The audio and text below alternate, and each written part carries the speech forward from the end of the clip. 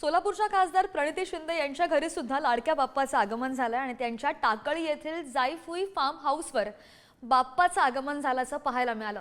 प्रणिती शिंदे यांचे वडील आणि माजी केंद्रीय गृहमंत्री सुशीलकुमार शिंदे आणि उज्ज्वला शिंदे यांच्या हस्ते गणरायाचं पूजन करण्यात आलं।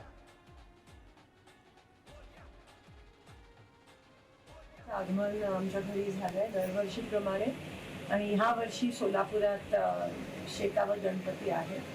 ह्या वर्षी सोलापूरच्या लोकांच्या आशीर्वादामुळे मी खासदार होऊन त्यांची सेवा करायची संधी मला दिली आणि ह्या वर्षी म्हणून आम्ही ठरवलं की गणपती आम्ही सोलापुरात ठेवून सगळ्यांना आमंत्रित करून गणपती बाप्पाचं दर्शन